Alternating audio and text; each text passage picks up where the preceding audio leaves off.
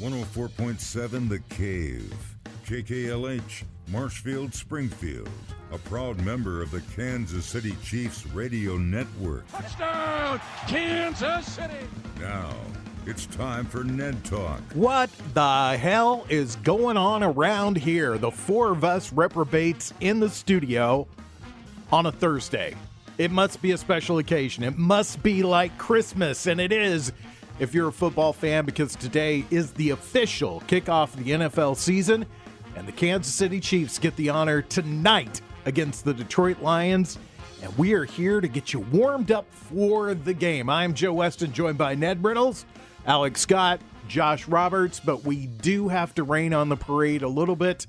Just got the news a little bit ago. Ned, you want to pass it along to everybody? This is Travis Kelce not playing, but we knew that was going to happen. Why take a chance? This early in the season, guy has a hyperextended knee. Why risk any further damage? But, Joe, I'm going to interrupt the train of thought here. Okay. Under normal circumstances on our show, we end by making a game prediction, right? Right. I'm going to change that a little bit. Why we are? You just heard the opening a second ago with Holdus. Touchdown, Kansas City. What's the over-under on the number of times he says that? Okay. Oh, yeah. Yeah, it should be got time to interesting. think about that one. We do have time to think about that one. How did this injury occur? Where did this happen? Because today, honestly, is the first day that I'd heard about it. To my knowledge, he was running drills, and it was 2 days ago. And I guess his cleats may have caught in the turf or whatever it was. And a hyperextension can happen. I think everybody's had them before. You hyperextend. The tissue, the ligaments, and musculature is stretched to the point where it probably produces some level of bleeding, but it's not torn. And there's the key. It is not a torn ACL or PCL. But the fact of the matter remains it is an injury. And in this case, I would suspect that the swelling is not down yet. And you really can't make a total determination until the swelling's been removed. So I think that's what they're doing. And keep him out. He doesn't need to play tonight. The Chiefs are going to win it anyway. But the fact of the matter remains that why risk one of your franchise players at the opening night of the season? Come on. What do you think, Alec? I think the right decision is to sit him down if there's any type of inflammation still in that knee. I mean, Ned had alluded to it. The good news is that the knee appears to be intact, no structural damage. It's going to be a matter of getting inflammation down and pain tolerance with the bone bruise that's happening underneath that. And if he's not 100% right now, this is night one. There is no reason to rush him out there. I know this is a tough opponent, but at the same time, if this is the Super Bowl, I bet he's out there. I bet he's gutting it out. But, because 50% Travis Kelce is still better than 100% a lot of guys. Yeah, it's true. But this is just not the time to be pushing one of your star players out there to try and get a week one win. That, this is this is a great Chiefs team, even without him, in front of the home crowd on the night where they're dropping the banner. The atmosphere is going to be insane. If there's ever a time to be missing a guy like Kelce, it's now. I'm going to start calling you the doctor. Dr. Alex Scott, managing the pain. I tried to adjust my glasses, and I'm not wearing it anymore. The teacher, Josh Roberts, your thoughts on Travis Kelce not playing tonight? I think it's the right thing. A hyperextension is a minor injury. You don't want it to become a major one that he ends up having to have surgery for or something. So keep him out. He is an integral part of the offense, so it'll be interesting to see if they stutter a little bit out of the gate trying to readjust without him. But, yeah, it's the right thing to do. You keep him healthy because it's a long season. This is just the beginning. A lot of Noah Gray, a lot of Blake Bell tonight. Yeah, and Noah Gray is probably going to be the starter, and he is no withering little wallflower at all. He's, 6'4" and 240 and an All-America at Duke. This guy can play. He's also been with the Chiefs now for, I think this is year number 3, if I'm not mistaken. So he has had all level of learning experience in camps. Noah Gray's fine. He's not Travis Kelce, but the Chiefs are so loaded at wide receiver, and the ultimate catalyst is there. And his initials are PM, Patrick Mahomes. He just walked in. They were showing him on the TV, and he's got ripped jeans. Do you think they need to pay him some more money so he can buy some nicer jeans? Maybe some slacks, some Dockers, some khakis. Maybe he needs a sponsorship with one of those jeans manufacturers. Somebody out there, get him a sponsorship because I think he needs the money. He had ripped up jeans. Poor fella. Mahomes. He's probably got old last year's shoes on, too. His parents didn't buy him anything new. All right, the other big name that's not part of the Chiefs lineup tonight, Chris Jones. Let me ask you guys this to start out with. We discussed this on Sunday.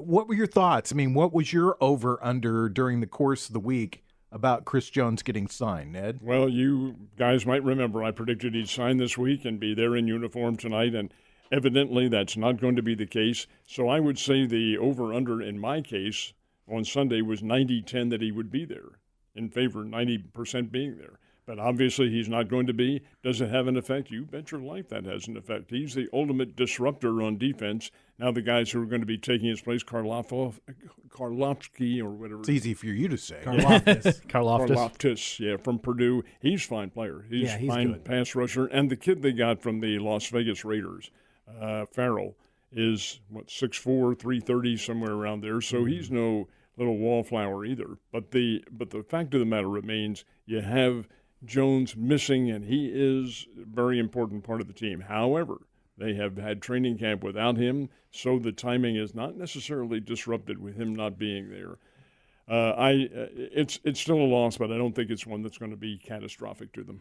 What about you, Alec? What'd you think was going to happen this week? If you asked me at the beginning of training camp, I never would have dreamed that we would be here and Chris Jones not playing today. I just, for all the world, I thought they're going to get this sorted out. He wants more money. He's going to get more money because he's Chris Jones. He's their best defensive player. He's I would say the third best player on that team aside from Mahomes and Kelsey. So, but you allude to Ned as well that they've had the whole training camp to prepare without him. So they've got a game plan in place. It's better to have it be like this rather than say he twisted his ankle this morning and he's out, because now you have the plan in place without him. That being said, there's good players to fill in those shoes, but there isn't anybody who can emulate and be Chris Jones. Chris Jones is one of one right now. So I'll be interested to see how their pass rush is, because without that threat up the middle against a very good Detroit offensive line, if they're able to pressure Goff, because Goff, when he has a clean pocket, is a very, very good quarterback if he can sit there and read the defense. Good point, Alec. In terms of their offensive line, the Lions have been hyped. They feel their offensive line is best in the NFL. Well, my goodness, the Chiefs' offensive line is certainly no small-time minor league operation. But to call your offensive line the best in the NFL, you're pretty confident about what you can do. And Goff is a whole lot better QB with that offensive line than he certainly was with the Rams. Exactly. What do you think, Josh? What were your expectations for not Travis Kelce, but Chris Jones this week? Well, if you remember last week, I said I was done with him. Are you extra done with him now? Are you crispy? He has done nothing but live down to my expectations. So I'm still done with him. I don't care if he's there or not. I think the Chiefs move on. It's ridiculous. It's beyond ridiculous. He made some comment today about, or not today, but this week, about how it's no different than any employee asking for a raise. I'm just asking for a raise is what he said. I'm like, no, it's totally different, because they asked him if he felt like he was letting his teammates down. He is. Don't be fooled. He is letting his teammates down, because the money aspect, whatever, these guys, as we've said many times, they make way too much money anyway. So the simple fact that he is holding out for more money is letting his teammates down. But at this point, they should just move on. And they've game planned without him. They have a plan in place without him. They obviously had to expect him not to be here, and here he is not here. So, yeah. My feeling on this is as you go along with these kind of benchmark dates that we see with the NFL season and with players, that the further you go, the less likely it is that somebody's going to come in. And when we first started talking about this, well, he'll probably miss the first 2 preseason games, or he'll miss a week at camp or something, and then he'll be in and everything will be okay. But as each one of those kind of benchmark dates, he'll be in by this date, by this date, by this date, starts to become less likely. Mm-hmm. But I'm curious, and I want to ask you guys this after I get this business out of the way and say that we're Ned Talk, your local live sports talk show, brought to you by The Dive on Patton. We're about 50 minutes away from the start of the Chiefs pregame show, by the way, too. What happens tonight if the Chiefs lose? Let's just say it's a good game. It's a high-scoring affair, but it's obvious that the Chiefs are not getting it done defensively. Obviously, the onus goes on the Chiefs at that point. So what do you think happens this week if that happens? We made this presentation earlier this morning, too. I think the onus is on the Chiefs' shoulders in another regard, because if they do play well, if their defense is intact, and Detroit is a good team, and they being the defense, able to stop Detroit, wait a minute now. Do we really need Mr. Jones in there? Right. Do we really need to meet that pace? So it's a twofold, it's kind of a seesaw, teeter-totter circumstance here as to where the pressure lies in this game. Or even possibly start thinking, how good could we be if we had Chris Jones and we stopped Detroit? What about you, Alec? I think ultimately nothing changes too much with tonight because either side's going to be able to say one game, outlier, let's see it. Chris Jones can say, let's see you continue to do that without me, and the Chiefs could say one bad game doesn't define the season. Detroit's a good team, yada, yada, yada. I think playing a game will just help motivate both sides because I think Chris Jones will want to be out there, and the Chiefs want to see Chris Jones out there. I think getting a game missed by Jones will hopefully just help get them back to the table and see if they can go up and he can go down a little bit, and maybe we can get a number that both sides are happy with.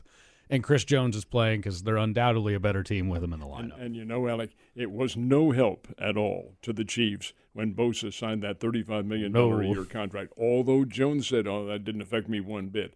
Balderdash. And you know what I can't say on there. What do you think, Josh? That's an interesting question because it could go either way. If they play very poorly on their defensive line, if they get torn apart by the running game of Detroit or the offensive line just dominates, then the Chiefs may relent and give Jones what he wants. But if they stymie all of that with their defense, then they're still in the driver's seat as far as, look what we did without you. So here's what we're willing to offer. Take it and let's go. So I think this could be a telling game. And I understand what Alec is saying. It's just one game. It's they could both say it's just an oddity, but it's really it's going to be a good test to see how they are with or without him. But it is one game, that is true, but it's one of 17, not one of 162 like they have in Major League Baseball. Exactly. So you have a limited time to recover. Yeah, the fan base is going to push the panic button. If Detroit marches down the field and scores in the first possession, the fans will be yelling up the box where Brett Veach is sitting and saying, sign him, sign him, sign him, sign him, sign him, because that's just the way it works. Mm-hmm. That's just the way it all happens. I wish Mike the intern was here because I know he's got very strong opinions about all this. Yes, he does. Yeah. He does have very strong opinions. Is he leaning more towards my opinion? Does. He does. On your side, yes. yeah. But I knew I liked that guy. But what I say to that is fans, too, have that ability to forgive and forget. Especially if a guy comes, he has a big 4-sack game or something. That's all water under the bridge. So anyway, let's change our tune a little bit and talk about the guys that are there in the game. Of course, Patrick Mahomes getting the start tonight at the quarterback. Bit of a surprise. Okay, no, it wasn't a surprise. But somebody that we really didn't get a good look at in the preseason because he's questionable is Isaiah Pacheco, but he has that Q removed next to his name, so he should be in and at full force tonight. Oh, I certainly think so. In fact, their whole offense is very much intact. And don't sell them short. Even with the Travis Kelce out of there, this is a very powerful football team. Continues to be, will continue to be as long as they remain in good shape and injury-free. And there's really the key. The rate of attrition in the NFL is such. That's why they print the injury list each week. Mm-hmm. It's very important. If the Chiefs can stay injury-free, and other than Kelce, they have remained. They've been blessed. They were last year without anybody seriously hurt. Now, you've got the nagging injuries that Pacheco has, and you had Clyde Edwards-Helaire, who was banged up a little bit too. But by the same token, they've been pretty fortunate. So we'll see. I think once their team remains intact, I think the Chiefs win. I'm not going to say handily, but I think they win tonight, but we'll get to that in a second. They've got a core of receivers that don't have any big names in that group. They don't have a Tyreek Hill. They don't have anybody else that you can think of that's a big marquee name in the NFL who do you think out of this group steps up and separates himself as the star for the Chiefs? For tonight, I think it's tough to predict because ultimately I think it's going to have to be a team effort because they know they're down the big gun. They're down Kelsey. He's the guy. If there's a problem, we know where Mahomes is looking. But I think they have a handful of guys, whether it's Sky Moore, whether it's Kadarius Toney, who I guess if I had to pick one, I'd say Toney because he's the advertised talent. That's what they want him to be. So, but I think it's ultimately going to be a group effort. The biggest problem that I could see happening with Kelsey, I think both these teams are going to move the ball between the 20s well tonight. It's red zone. And Kelsey is an absolute monster down there, and that's where that connection with him and Mahomes is just invaluable. So we will see inside the 20 which of these guys, whether it's Noah Gray, Toney, can get open for him. How about Justin Ross? Could I think be. This guy's I think he's not a hidden talent, but he's one that hasn't really been exposed because of injuries. Right. I think he's a very dangerous threat for them in the red zone. Which they'll need tonight. I'll throw out a name to you, Josh, and just get your opinion about this because I feel like that Marquez Valdes-Scantling did not have Patrick Mahomes' full faith. I think you're right. And then I think that's why he was the third and fourth option on most things. Yeah. Not a lot of receptions, but we saw in the AFC Championship game when we had almost everybody go down, he made some big catches, stepped up. Do you think that credit goes into this season? I hope so, because when you asked that question initially about who you thought would possibly step up as a receiver, he was the first name that came to my mind.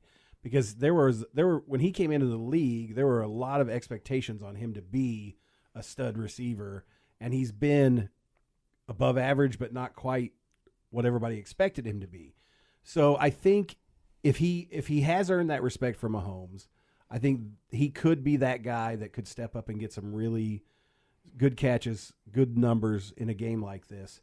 But I truly think that. Did you say the starting tight end tonight is Noah Gray? Noah Gray, yeah. I think that guy has the opportunity between the 20s, like you're talking about, because he's big, and he may not have the elusiveness of Kelsey, but if you take 5 steps forward and turn around, how is anybody going to stop him from catching the ball? I mean, he's that type of tight end. He's like the Gronkowski type of tight end as far as size and strength. Well, Blake Bell's a good tight end, too. I mean, they're very deep in the tight end position with that team. And if you watch the Chiefs, sometimes that they will spell Travis Kelce, and one of these guys usually comes up and makes a big catch for them. Oh, yeah. But it's not carrying the load. I think tonight, me personally, I think it may be split between Pacheco because he is obviously going to be the check down guy that Travis Kelce typically is for the Chiefs. And I'll throw another name out there for you, and that's Richie James. I think he could develop into being kind of the star on this team because I've been impressed with what he was able to do in the offseason. Great pickup for the Chiefs. Really excited, Ned. You were talking about it, and you hit it right on the head. When you look at the Chiefs' depth chart, there's nothing there. Travis Kelce's questionable. You've got another guy that's on the IR, one other fourth-string player on the IR. You've got a guy on the defensive side who could be, later on in the season, a difference maker that's suspended for, I think it's, 6 games? 6 games, yeah. And then after that, everybody's very, very healthy, including L'Jarius Sneed coming back on the defensive side of the ball. And don't underestimate that. That's a big deal. And very motivated. Don't underestimate also the thrill these guys have. And they're pros, and they're getting paid and all that sort of thing. But when they have the championship ceremonies out there and they all get the rings and all that sort of thing, hey, that's a big deal. These guys will be hyped up and ready to play. Do you think we'll see much of King Felix tonight?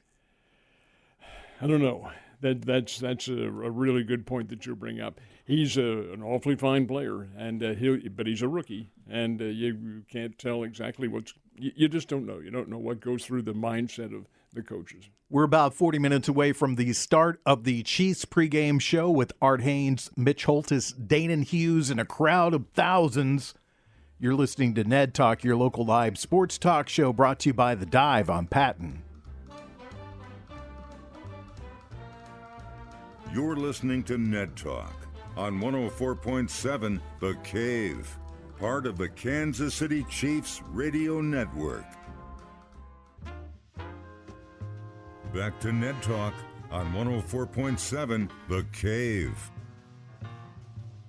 A proud member of the Kansas City Chiefs Radio Network. And we're brought to you by The Dive on Patent, the perfect place to take in some Chiefs games this year downtown. I'm Joe Westen with Ned Reynolds, Alex Scott, Josh Roberts. We talked about the Chiefs. The game is coming up right here on 104.7 The Cave.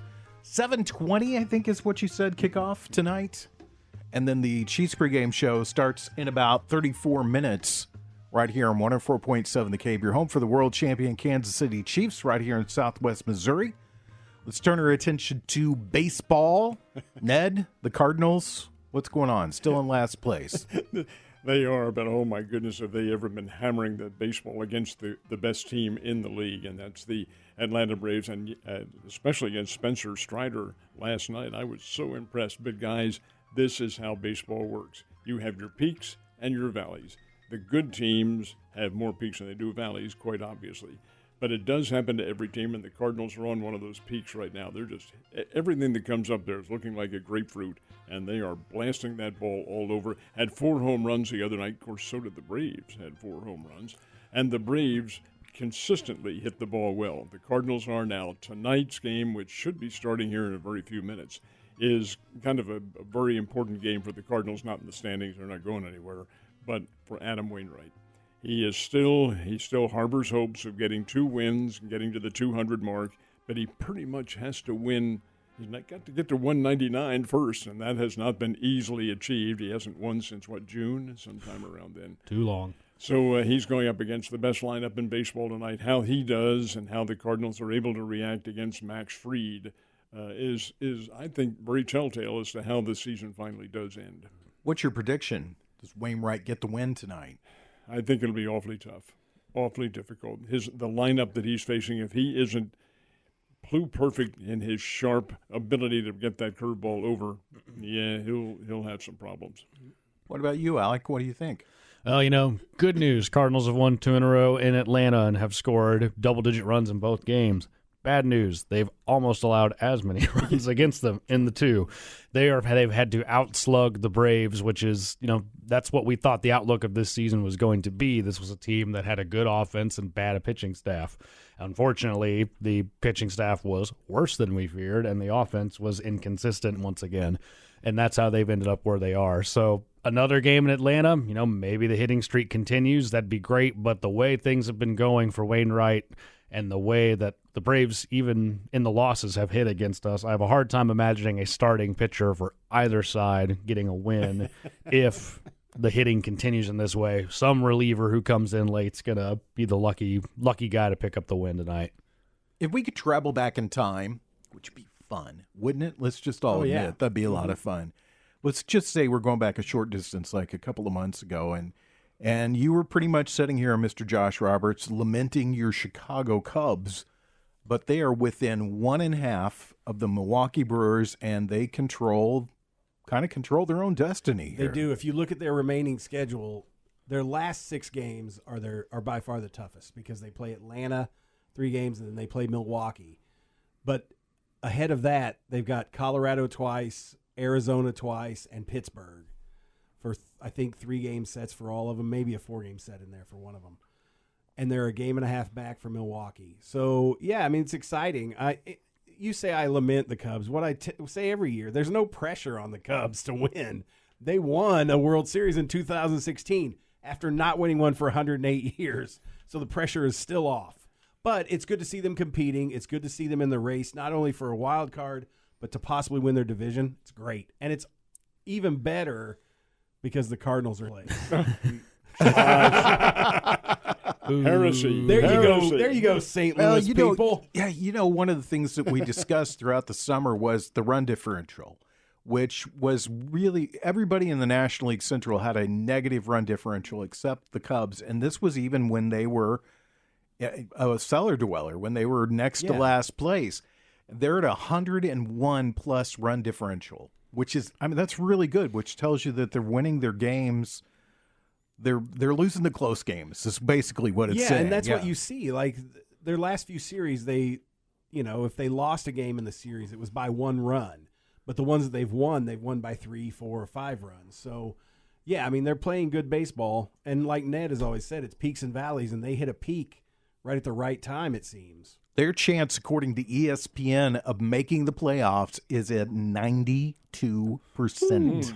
Wow. Now, that's making the playoffs in whatever capacity, right? Exactly. So, I mean, Ned, how do you see this shaking out? I mean, I'm not sold on Milwaukee. You have been. So do you see them hanging on and winning this thing? I see Milwaukee's pitching as being a little bit better than the Cubs, but the Cubs have a couple of very good players who are seasoned veterans. Dansby Swanson at shortstop, and you've got Bellinger, who is just hitting the devil out of the baseball, and they have good component parts to their team. I like the Cubs. I like the way they play. There's a good unity about them, and their manager, who's a former catcher, Ross, he has done a terrific job of bringing that team together and playing as a unit. And that's why, I think they stand a great chance of at least being a wild card team. But a wild card team, they could be the first wild card team, which would give them a bye through the first round and into the best of 5 playoff series. That is extremely important. Otherwise, I do think they make it as a wild card team. Philadelphia is, I think, maybe marginally ahead of them in that race for the final wild card place. But over and above that, I think the Cubs do get in. In the American League, Baltimore Orioles, they just have to go 12-11 to win 100 games this year. Wow. That's really impressive for a team that has been down so long. And I told you guys earlier in the year, because I'm a Yankees fan, and I watched the Yankees and the Orioles play. This is a very good young baseball team that plays a pretty exciting brand of baseball. Really like it. So we can notch them in. They have a 3.5 game lead over Tampa Bay. That's about where it's been for quite a while. So I'm going to say Baltimore's going to win the American League East. I don't know what the pitching rotation is with the Orioles, but their next 3 games after this weekend are with the Cardinals in Baltimore. And I'm just wondering, does Jack your old friend, Yeah, exactly. But the American League Central, that one's pretty much wrapped up. Looks like Minnesota Twins are going to take that. Our friend Tito Francona has announced that he will retire at the end of the year. They have a sub-500 record. It's Terry, and Tito's his dad. No, Tito's what they call him, though. Is his nickname. In honor to his father, but Terry is his name. Okay. Well, I know that his name was Terry, but I was using okay, whatever. I'm not going to throw down here in a second. I love the NIT. I'm a nitpicker. I've got you. All right, whatever. Okay, so he's going to retire at the end of the year. Now, the one that's interesting in the American League is that American League West, Seattle is 1 game behind. They have cooled off quite a bit. They were hot. 5-5 over the last 10 games. Texas is plummeted, but they're still in the race, 3 games back. And Houston, even though they lost 3 to the Yankees over the weekend, they've won now 3 in a row. And there's a lot of question about whether that's their division to lose. Ned, who do you see winning that one? I really think, and always have, the Astros, the reigning World Series champions, are the stronger of the teams and the one that has the best unity about them. I think Houston wins. I do think Seattle gets in there, and I think Texas will be a wild card team. All 3 of the teams will get in the playoffs. National League is looking pretty sewn up. Atlanta has a 13.5 game lead over Philly. The Dodgers have a 13-game lead over Arizona. We talked about the National League Central. Where do you see the other wild card teams coming from? Do you see your Phils making it? Well, I think Philadelphia may get the wild card as the first one. They're in the lead right now, and then get that first round bye. But as far as I think Philadelphia is going to be one of the wild card teams, and I do think, as I mentioned, the Cubs get the other one in there. And then you toss it around. Arizona has it; they're a good baseball team and have played well. They could get in there. It's going to go right down to the wire. According to ESPN, they have a 30% chance of making the playoffs. The top teams right now, the Atlanta Braves have a 99.9% chance of making the playoffs. Looks like Philadelphia 97%, 97% for Milwaukee, Chicago 92%, and then rounding out that group at 99.9%, the Los Angeles Dodgers. It's coming down to the really exciting time of baseball. I wish there was a few more exciting races to watch, but this is one of my favorite times of the year to watch this kind of thing. Oh, yeah. When we come back, we'll talk about the rest of the NFL and what we can expect this season. It's Ned Talk, brought to you by The Dive on Patton.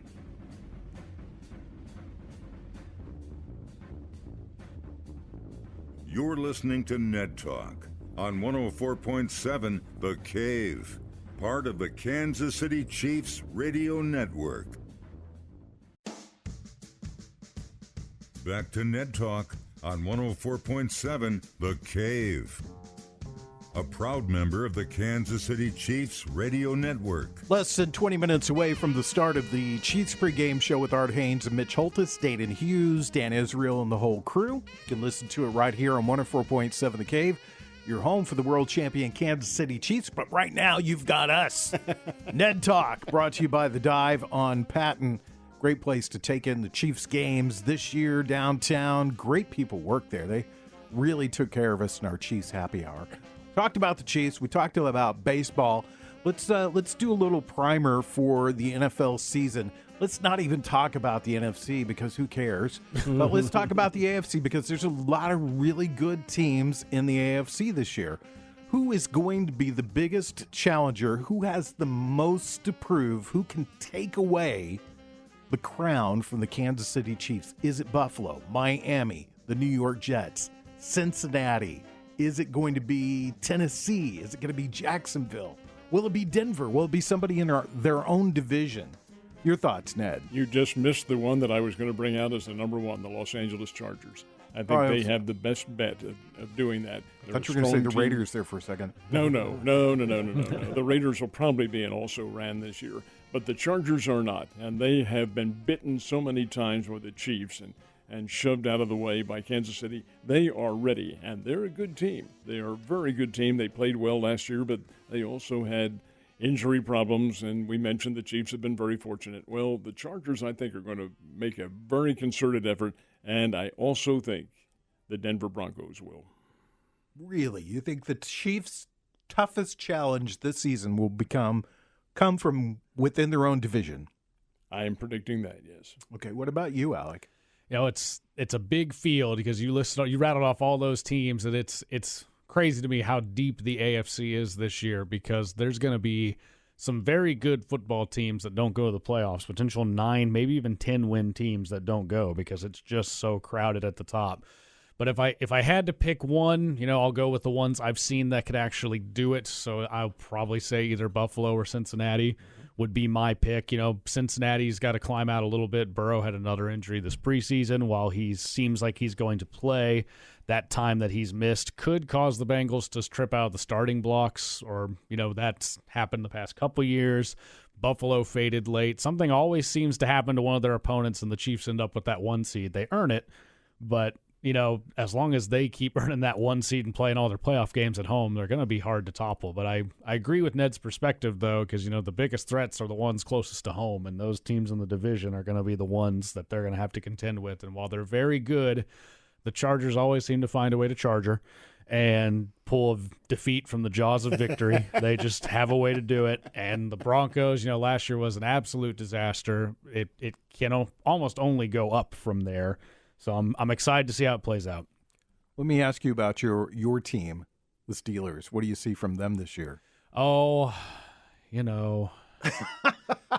and we're a hot topic. Should we call somebody for you? We're a hot topic in this preseason. We looked very good. Our quarterback Kenny Pickett had a perfect passer rating through 3 preseason games. There was a lot to like, but fun fact: the year that the Lions and Browns went 0-16, they were 4-0 in the preseason. So I'm not going to buy into anything until I see it put on the field in a game that counts. Let's talk in a month, see how it pans out. I've been bitten too many times by this offensive coordinator to believe. Alec, in your opinion, how big a deal is it for Pickett to be the QB in his hometown where he was a college star? It's huge, and I think it helped him integrate and get into the system because, Pittsburgh, the university, and the Steelers share a facility. They play in the same stadium. So for Pickett, it was as simple as handing in his key card that says Pittsburgh Panthers and getting one that says Pittsburgh Steelers, and it probably got a little bit nicer amenities for him. So, I mean, he has the fan base's backing. I would love to see it pan out. I'm Also, always on the more pessimistic side of things because I get my feelings hurt, so this protects me. You have to be cautiously optimistic. I would love to see it pan out, but they have a huge test at home against the 49ers to start the season. Was really hoping Nick Bosa's contract holdout would last one more week, Couple but more weeks. here we are. So I am excited, though. I love watching them. Love it, hate it, win or lose. I'm always going to be a fan. Josh, what do you think? I'm going to say this again. The New York Jets are the biggest threat to the Chiefs this season. Really? I watched their preseason. They have more depth than you would think a team that has been so bad could have, especially at defense. Aaron Rodgers is going to prove something to people, and that kid that was Rookie of the Year last year, Sauce Gardner. Yeah, he is amazing. So you need to watch out for the New York Jets. They are going to have a stellar season. I hear a squeaky window closing. So I'm going to say Buffalo because I think that window is closing. I think that even though they have a great quarterback, the pieces around him have not been fantastic. He's been injured. So I think this is the year that they have to do something and that they have to play like it, or else at the end of the year, there's obviously going to be coaching talk. There's going to be talk about the quarterback. There's going to be talk about a lot of people in that organization. So I think I think a lot of this organization, I think that they'll play better this year, and I believe that they'll be the biggest challenge. I agree with you, Alec. The Chargers always find a way to be the Chargers, and almost every year that we've done this show, and I think this is the fourth preseason that we've had, one of us has said the Chargers, they're the team to watch out, and it never pans out for them. And they're just so good on paper, and Justin Herbert is incredible. They have the pieces to do it. They've shown it. They play the Chiefs hard 2 times a year, every year, oftentimes splitting that season matchup. So I would think they are capable of doing it, but then it just seems every December you sit there and you go, how are the Chargers one game over 500 after all this? And for years you could blame it on Phillip Rivers. Yeah. Now you can't. Is Phillip Rivers still playing for anybody? Or is he playing in a flag football league? He was out last year. I think at he's a retirement coaching. home. Yeah. He did have high school, didn't he? His wife is pregnant with their 10th child. He has completed the offense. He is quarterback. He's got the 10 kids to play all the rest of the positions. Now they start on the defense. And what Phillip does in the offseason. A private school, I think, in Louisiana is where he was. He was coaching high school. Yeah. Oh, wow. All right, I guess by law, to be fair, we have to talk about the NFC, so let's do it. I mean, obviously the Eagles would be the preseason darlings. I mean, yeah, I would think so. I think there's a lot of people that have already anointed them Super Bowl champions for the year. But who else, Ned, do you see coming out of that conference? Is it the Rams maybe having a bounce-back year? Yeah, the NFC or the Eastern Division. NFC, period. Well, the Rams will be. They won't be as injury-plagued as they were last year. At least you assume they will not be. Minnesota Vikings and the team the Chiefs are playing tonight, Detroit Lions. They're going to be a very good football team. But in terms of challenging Philadelphia opens the season with the New England Patriots. That won't be easy playing up in Foxborough, Massachusetts, the 20-mile away Boston suburb. Yeah. That'll be a little bit difficult in any regard. And in football, as is the case with any pro sport, any team can win on a given day. I know it's an old cliche and all that, but you're anointing Philadelphia as the champion is way too early this time. I do like Nick Sirianni. He's a very fine coach. And, of course, Hurts at quarterback. They just have a great team, a really great team. But is it a team that's together and ready to challenge? They were there last year, maybe should have won. The Eagles players say the slippery field hurt their defense, but hey, it's slippery for both teams. So we'll see how it manifests itself in 2023. You know, if you'd been in the studio, I mean, you heard it, but you would have seen Ned gush because he just gushed about the Philadelphia Eagles. It's my team. Come on, guys. We come back, we'll give you our prediction for tonight's game. As Ned Talk, brought to you by The Dive on Patton. You're listening to Ned Talk on 104.7 The Cave. part of the Kansas City Chiefs Radio Network. Back to Ned Talk on 104.7 The Cave, a proud member of the Kansas City Chiefs Radio Network. We're just moments away from the official start of the Chiefs broadcast, which is the Chiefs pregame show. It's coming up right here on 104.7 The Cave. Mitch Holtis, Danon Hughes, Art Haynes, and everybody telling you about everything you need to know about the Kansas City Chiefs. I'm sure there'll be a lot of Travis Kelce talk as we get set for the kickoff of the NFL season tonight, 7:20. You can hear it all right here on 104.7 The Cave, your home for the Super Bowl champions, the Kansas City Chiefs. I'm Joe Westen, Ned Reynolds, Alex Scott, Josh Roberts. We're hanging out. We're getting you to the Chiefs pregame show. And we will do some predictions right here. Ned, do you know the line, the over-under for the game tonight? What is it? Do you know? No, I don't know what the over-under is. Come on, you're fired. Get out of here. The line is 4. Kansas City's 4-point favorite. This is the game we're going to play tonight, guys. Here are the ground rules. It's all right if we tie, but we're going to, and if you go over, you're out. If you go under, you've got to hit it right on the button. You mean all right, we're how fired? many times is Mitch Holtis going to yell, touchdown, Kansas City? My guess is 4. My final score is 31-21.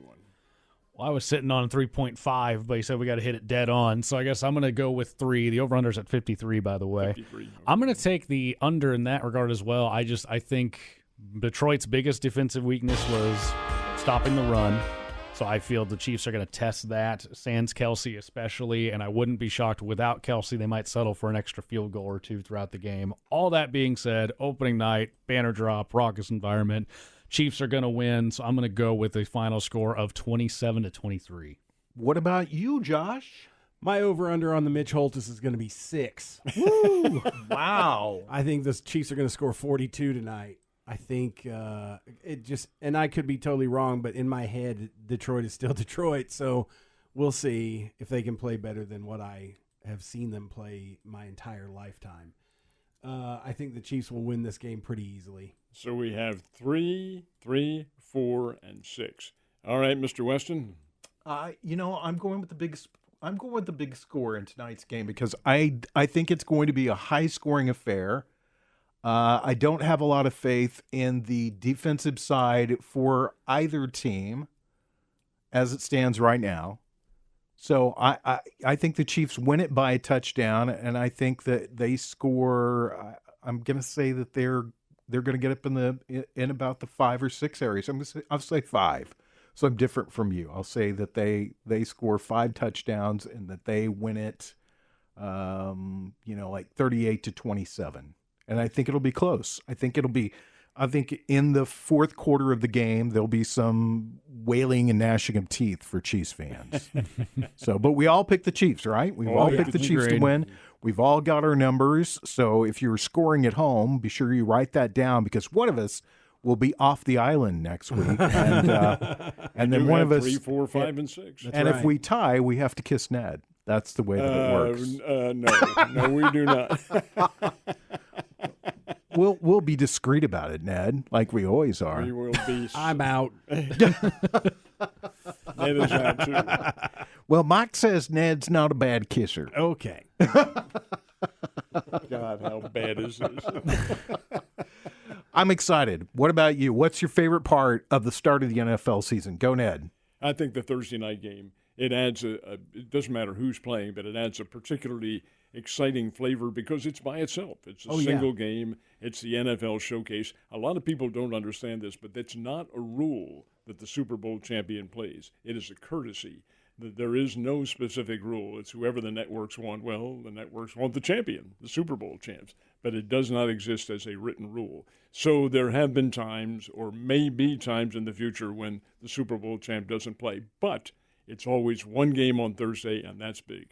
What about you, Alec? Your favorite thing about the beginning of the NFL season? Oh, just the anticipation to get back to football. It's my favorite sport to watch. It's my favorite sport overall. So I just love that it's coming back. I love getting into the rhythm of things, the fall coming around. Just fall's probably my favorite season overall as well. So just getting back into the spirit of it. Love it. Josh, what about you? I love the Thursday atmosphere. I love the fact that this time of year there are so many sports starting or right in the middle, or baseball's coming to an end. The playoffs are about to start. It's a great time of year for sports in general, but football is my favorite.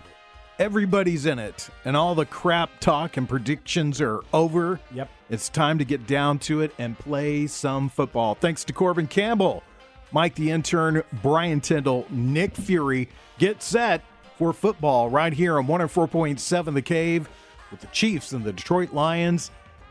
Pre-game show starts in just 15 seconds.